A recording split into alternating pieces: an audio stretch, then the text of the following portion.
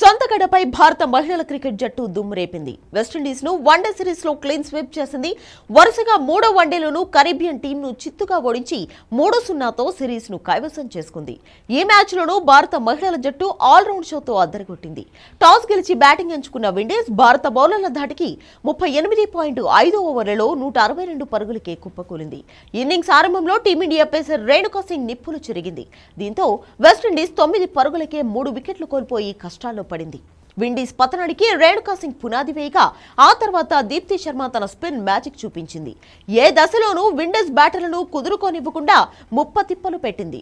మధ్యలో Campbell, చిన్నెల్ henry నిలకడగా ఆడినప్పటికీ దీప్తినే వీరిద్దరిని out చేసింది. ఫలితంగా విండీస్ స్కోర్ కనీసం 200 కూడా దాటలేదు. దీప్తి శర్మ 6 వికెట్లు తీయగా రేణుకా సింగ్ 4 వికెట్లు పడగొట్టింది. చేసింగ్ లో భారత మహిళల జట్టు కూడా ఆరంభంలో కాస్త తడబడింది. ఫామ్ లో ఉన్న స్మృతి మందన, డియోల్ త్వరగానే అవుట్ అయ్యారు. దీంతో 55 పరుగులకే 3 వికెట్లు చేజార్చుకుంది. కానీ హర్మన్ ప్రీత్ కౌర్, రోడ్రిగ్స్ తో పాటు దీప్తి శర్మ కూడా బ్యాట్ తో సత్తా చాటారు. ఫలితంగా భారత్ 28.2 ఓవర్లలో టార్గెట్ ను ఛేదించింది. హర్మన్ ప్రీత్ 32, రోడ్రిగ్స్ 29, దీప్తి శర్మ 39 పరుగులు చేయగా చివర్లో రిచా ఘోష్ మెరుపు ఇన్నింగ్స్ తో 29 రన్స్ చేసింది. ఈ విజయంతో వన్డే సిరీస్ ను 3-0తో స్వీప్ చేసింది. తొలి 2 వన్డేల్లోనూ భారత్ భారీ తేడాతో విండీస్ ను చిత్తు చేసింది.